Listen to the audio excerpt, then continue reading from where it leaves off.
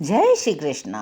मैं संध्या शर्मा श्री भक्तमाल की कथाओं में आप सभी हरि भक्तों का स्वागत करती हूँ। श्री राधा जी की कथा अभी चल रही है। जब नारद जी किशोर के सामने किशोरी श्री राधा जी का आविर्भाव हो जाता है, इतना ही नहीं दिव्य भूषण और वसंत से आभूषित अनगिनत सखियां भी वहाँ प्रकट हो जाती हैं, श्री राधा रानी को घेर लेती हैं। वह रूप, वह सौंदर्य नारद जी के नेत्र निमेष शून्य और अंग निश्चेष्ट हो जाते हैं। नारद जी मानो अंतिम अवस्था में जा पहुँचे हों। एक सखी देवर्षि को चैतन्य करती है और कहती है, मुनिवर्य, अनंत सौभाग्य से श्री राधा के दर्शन तुम्हें हुए हैं। महाभागवतों को भी इनके दर्शन दुर्लभ हैं। देखो, ये अब तुम्हारे सामने से फिर अंतर्निहित हो जाएगी। प्रदक्षिणा करके तुरंत नमस्कार कर लो। जाओ, गिरिराज परिसर में कुसुम सरोवर के तट पर एक अशोक लता फूल रही है, उसके सौरभ से वृंदावन सुभाषित हो रहा है। वहाँ उसके नीचे हम सबों को अर्धरात्रि के समय देख पाओगे। श्री राधा का वह किशोर रूप अंतर्निहित हो गया। बालिका रूप से रत्न पालने में वे पुनः प्रकट हो गई। द्वार पर खड़े खड़े वृषभानु प्रतीक्षा कर रहे थे। जय जयकार की ध्वनि सुनकर आश्चर्य कर रहे थे। अश्रुपूरित कंठ से देवर्षि ने पुकारा। वे भीतर आ गए। देवर्षि नारद बोले, वृषभानु, इस बालिका का यही स्वभाव है। देवताओं की सामर्थ्य नहीं कि वे इसका स्वभाव बदल दें। तुम्हारे भाग्य की सीमा नहीं। जिस ग्रह में तुम्हारी पुत्री के चरण चिन्ह अंकित हैं, वहाँ लक्ष्मी सहित नारायण समस्त देव नित्य निवास करते हैं। यह कहकर नारद जी चल पड़ते हैं। उसी दिन कीर्तिदा रानी की गोद में पुत्री को देखकर प्रेम विवश हुए वृषभानु लाड़ लड़ाने लगते हैं। नारद जी के गान का इतना सा अंश वृषभानु के कान में प्रवेश कर गया था। जय कृष्ण मनोहारिणी जानकर नहीं, लाड़ लड़ाते समय उनके मुख से भी निकल गया, जय कृष्ण मनोहारिणी। बस भानु कुमारी श्री राधा आंखें खोल कर देखने लगी। वृषभानु के हर्ष का पार नहीं रहा। कीर्तिदा आनंद में मग्न हो गई। उन्हें तो लगा उनकी पुत्री को प्रकृतिस्थ करने का मंत्र प्राप्त हो गया है। इससे पूर्व जब नंद गयिनी यशोदा कीर्तिदा से मिलने आई हैं, तब भानु कुमारी ने आंखें खोल खोल कर देखा है। एक दिन की बात है, भांडीर वन में एक वट के नीचे ब्रजेश्वर नंद श्री कृष्णचंद्र को गोद में लिए खड़े हैं। अचानक काली घटाएं घिराती है, वन में अंधकार छा जाता है, वायु बड़े वेग से बहने लगती है, तरु लताएं कांप उठती है। नंद बाबा को चिंता होती है, मेरे कन्हैया की रक्षा कैसे हो। गोपों का गोचारण निरीक्षण करने वे आ रहे थे। कृष्ण साथ चलने के लिए मचल गए। किसी प्रकार जब नहीं माने तो वे उन्हें साथ ले आए थे। वन में आने पर गोरक्षकों को तो उन्होंने दूसरे वन की गायें एकत्र कर वहीं ले आने के लिए भेज दिया। स्वयं उन गायों की संभाल के लिए खड़े रह गए। इतने में ही यह झंझावात प्रारंभ हो गया। कोई गोरक्षक भी नहीं कि उसे गायें संभला सकें। वे अपने पुत्र को लेकर भवन की ओर चले जाएं। गायों को भी अकेली कैसे छोड़ दें। बड़ी बड़ी बूंदें आरंभ हो गई। अतः कोई भी उपाय न देखकर ब्रजेश्वर नंद एकांत मन से नारायण का स्मरण करने लगते हैं। मानो कोटि सूर्य एक साथ उदय हुए हों। इस प्रकार दिशाएं उद्भासित हो जाती हैं। वह झंझावात तो न जाने कहाँ चला गया। नंदराय आंखें खोल कर देखते हैं, सामने एक बालिका खड़ी है। अरे वृषभानु कुमारी, तुम इस समय यहाँ कैसे आई बेटी? नंद बाबा चकर पूछे। किंतु दूसरे ही क्षण उनके अंतर हृदय में एक दिव्य ज्ञान का उन्मेष होने लगा। मौन होकर वे वृषभानु नंदिनी की ओर देखने लगते हैं। कोटि चंद्रों की द्युति मुखमंडल पर झलमल झलमल कर रही है।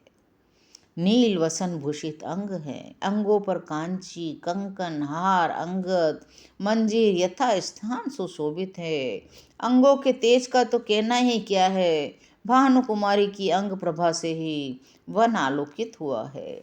नंदराय को गर्ग जी की वे बातें भी स्मरण हो आई जो कि उन्होंने पुत्र के नामकरण संस्कार से पूर्व कही थी। कि एकांत में कहा था, वृषभानु की पुत्री की महिमा, श्री राधा तत्व की बात बतलाई थी। उस समय तो नंदराय सिर्फ सुन रहे थे, लेकिन अब उनकी स्मृति में वे सब बात आने लगी, सब रहस्य सामने आ गया। अंजलि बांधकर नंदराय ने श्री राधा जी को प्रणाम किया और बोले, देवी, मैं जान गया पुरुषोत्तम श्री हरि की तुम प्राणेश्वरी हो। मेरी गोद में तुम्हारे प्राणनाथ स्वयं पुरुषोत्तम श्री हरि ही विराजित हैं। लो देवी, ले जाओ, अपने प्राणेश्वर को साथ ले जाओ। किंतु नंद कुछ रुक से गए। क्षण भर बाद बोले, किंतु देवी, ये बालक तो आखिर मेरा पुत्र ही है ना, इसे मुझे ही लौटा देना। नंदराय ने श्री कृष्ण को श्री राधा के हाथों में रख दिया। श्री राधा कृष्ण को गोद में लिए गहन वन में प्रविष्ट हो गई। वृंदावन की भूमि पर गोलोक का दिव्य रास मंडल प्रकट होता है। श्री राधा नंद पुत्र को लिए उसी मंडप में चली आती है। सहसा नंद पुत्र श्री राधा की गोद से अंतर्निहित हो जाते हैं। वृषभानु नंदिनी विस्मित होकर सोचने लगती है, अभी नंदराय ने जिस बालक को सौंपा था वह कहाँ चला गया। इतने में ही किशोर मूर्ति श्री कृष्णचंद्र उन्हें दिख पड़ते हैं। अपने प्रीतम को देखकर वृषभानु नंदिनी का हृदय भर आता है, प्रेमावेश से विहल हो जाती हैं।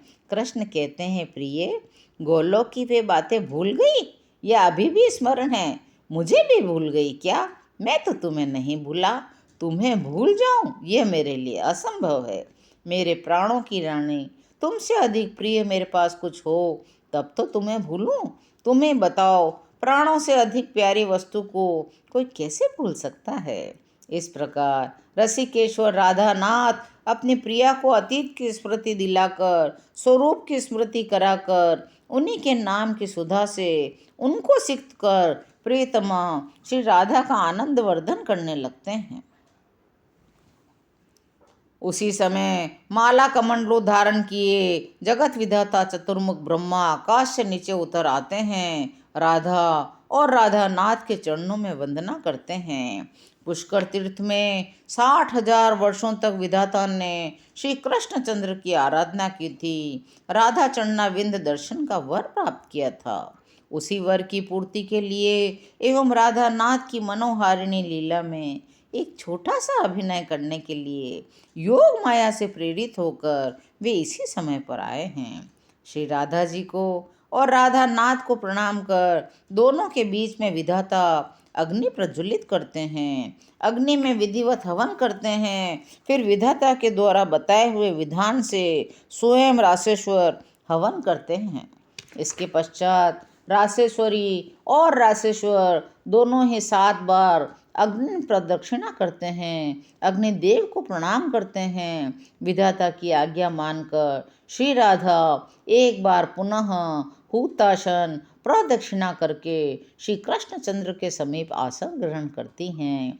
ब्रह्मा श्री कृष्णचंद्र को श्री राधा का पाणी ग्रहण करने के लिए कहते हैं। श्री कृष्णचंद्र राधा हस्त कमल को अपने हस्त कमल पर धारण करते हैं। हस्त ग्रहण होने पर श्री कृष्णचंद्र ने 7 वैदिक मंत्रों का पाठ किया। इसके पश्चात श्री राधा अपना हस्त कमल श्री कृष्ण के वक्ष स्थल पर, श्री कृष्णचंद्र अपना हस्त श्री राधा के पृष्ठ देश पर रखते हैं। श्री राधा मंत्र समूह का पाठ करती है। श्री राधा कृष्ण को प्रणाम करते हैं। दोनों हाथ जोड़कर 5 वैदिक मंत्रों का पाठ कराते हैं और ब्रह्मा जी जिस तरह पिता कन्यादान करता है, सारी विधि संपन्न करते हुए श्री राधा जी को श्री कृष्ण के कर कमलों में समर्पित कर देते हैं। आकाश से धुंध भी बसती है। मूरज आदि देव वाद्यों से ध्वनि से निनादित होने लगता है। आनंद निमग्न देव वृंद पारिजात पुष्पों की वर्षा करते हैं। गंधर्व मधुर गान आरंभ करते हैं। इस प्रकार ब्रज गोपों, ब्रज सुंदरियों के सर्वथा अनजान में ही वृषभानु नंदिनी एवं नंद नंदन की विवाह लीला ब्रह्मा जी द्वारा संपन्न करा दी जाती है। आज की कथा यहीं विराम लेती है। राधा जी की कथा अगले अंकों में अभी शेष है। जय श्री